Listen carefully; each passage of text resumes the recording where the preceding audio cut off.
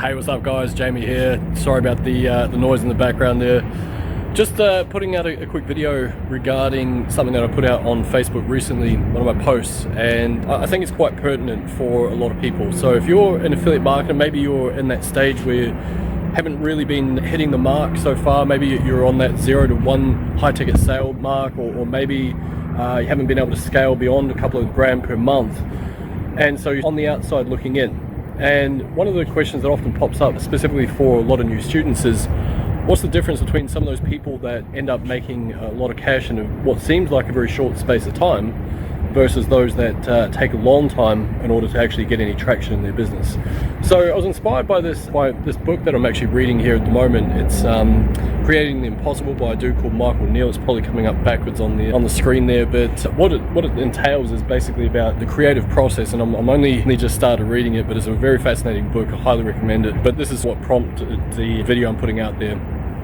Before I get into that though, if this is the first time here, my name is Jamie, and I apologize, I'm just holding in my hand, and this is why it's a little bit wobbly, but I'm just on my rooftop here in sunny Melbourne's decided to turn out a decent day, and thought I'd knock out a bit of a video there. I'm a full-time affiliate marketer. I'm also a coach for a program, and I've got over 670 students smashing it with their affiliate marketing business. So of course, if that's of interest to yourself, feel free to hit the link in the description there. It'll take you through to my free Facebook group where you can learn a bit more about me and how I might be able to help you out with your business. Anyway, the comment, I'm going to put my book down. So turns out I'm not as tough as I thought. My shoulder's getting sore. Gosh, anyway, sucks to get old. So anyway, what I was thinking of is, why is it that some people absolutely crush it with their affiliate marketing business right off the bat? Like literally almost as soon as they dive out and start looking into the stuff, it's like bang, they get success straight away. And like I say, it got me thinking about a couple of things, and some of the people that I've seen that have almost overnight successes a lot of the time, it's because of a couple of things that pop up, and I've coined the term 3 F's, F for Freddy.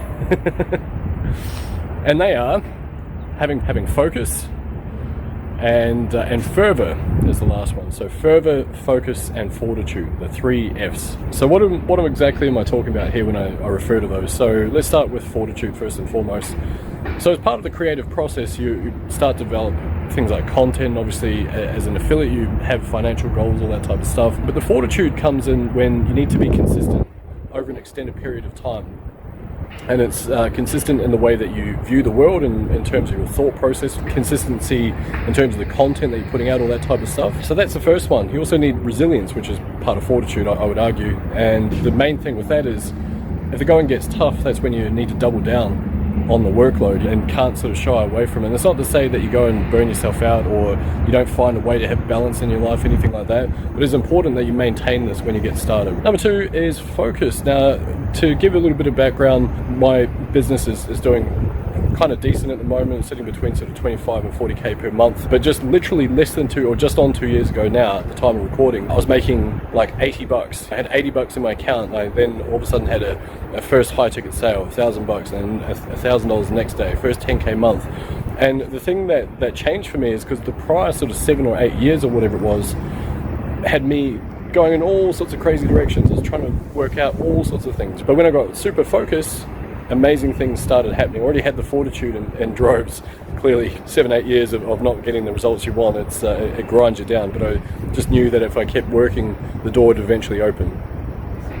That brings me to my last one, which is fervor. And what that means is to have a sense of intensity, or to, I guess, have a sense of focus and enthusiasm around what it is you're doing.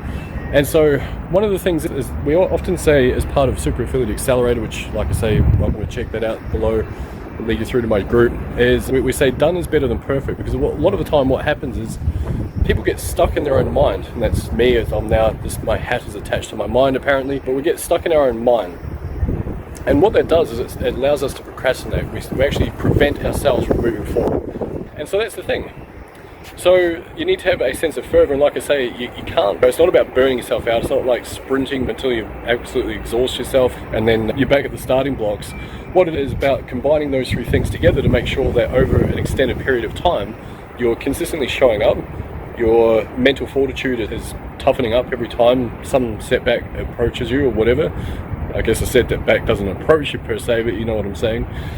And then last but not least, like I say, the focus. Actually, no, it wasn't last but not least. So focus, fortitude, and fervor. But that sense of fervor and focus, I think, are probably the two really big ones to take away from that. The other one, yeah, you can probably add it on there, and it's going to be a byproduct of, if you're really determined to hit your goals, you'll make it work. So add those three things into your affiliate marketing and have a think about how you can have a sense of enthusiasm about what you're doing, and you'll do some pretty good things. And I think, just to elaborate a little bit further on that one, with the fervor part of it, I don't necessarily mean go in and produce more content than you need to be doing.